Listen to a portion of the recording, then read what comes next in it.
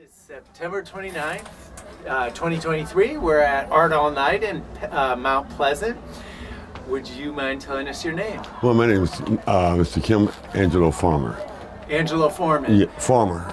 Farmer, Yes, okay. yes. And could you tell us about your relationship to the neighborhood of Mount Pleasant? Well, I live down at the Woodner now, but when I was younger, I used to come in this area and shop with my mother during the 60s. And basically this is where all the happenings were at.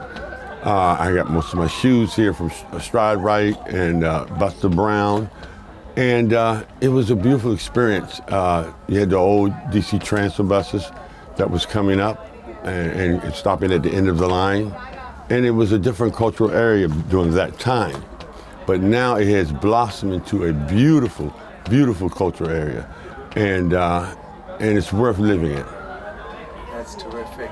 And so in the 1960s, which neighborhood were you living in? I was living on George Avenue on Kiefer Place. Okay. I went to Parkview Elementary, and then I saw a lot of things going on, the riots. I saw, I had a taste of all the food during that time. Miles Long, they had a little hot dog shop with chili. Some of the best chili during that time in the 60s, wings and things, little tavern. I mean, those things are all gone. And so you said when you would come out here, it was very different. Yes. How would you describe that? Basically, you had a working class base during that time.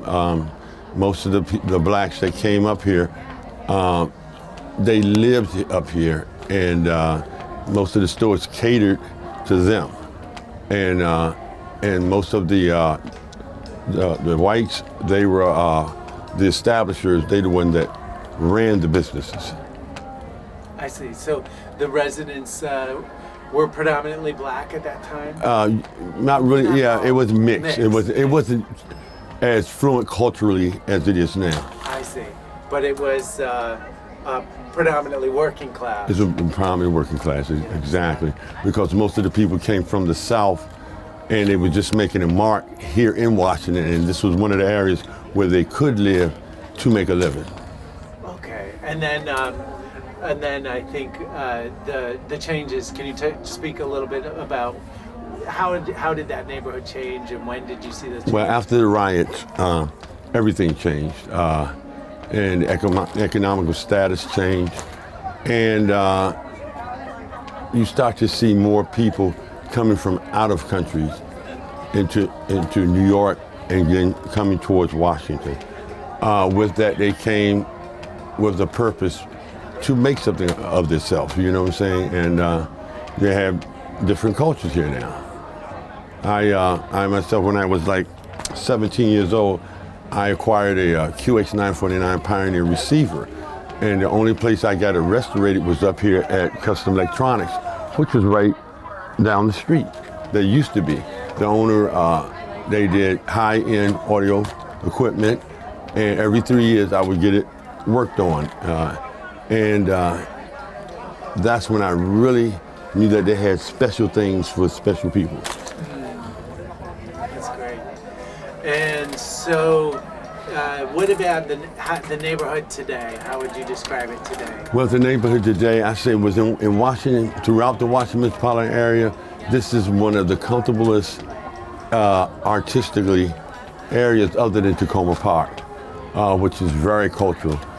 It's more of a West Coast cultural base, but here you have all types. You can get anything, and it's peaceful. And I really enjoy it, and I think it's going to do a lot better. And how would you like to see it be better? Everyone come together and respect each other and learn how to help each other. Any last thoughts you'd like to share with us about your experiences with Mount Pleasant, or your thoughts about Mount Pleasant? Well, my experience, it's been a beautiful experience in my lifetime here.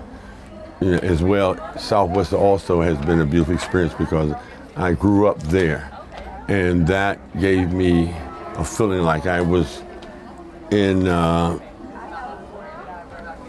water area, say like California, San Francisco. It gave me a feel of that. Also, it tends to, when you live in areas like that, you tend to adapt to different cultures and dress the way that people dress in different areas of the United States. But all of the DMV, all of Washington is a very artistic and beautiful place. Interesting. And you said Southwest? Yes, down by the waterfront. By the waterfront? Yes. Oh, excellent. By the fish market? Yes, there? the old wharf was very neighborhood bound. We used to have small festivals and art festivals. It was just so cultural and educational at the same time, because you had a lot of professionals which lived down there. And as well as up here, you have a lot of professionals. My uncle, he lives further down 16th Street, Fred Valentine of the Washington Senators. He came to Washington, and when he came from our hometown and worked and played for the Senators, he moved up here. And I used to come and trick or treat up and down 16th Street when I was little. All right. Well, thank you for sharing. You're very welcome. It. I'm glad we ran into you tonight. Yes, and, yes, you did. Again, thank you. You're very welcome.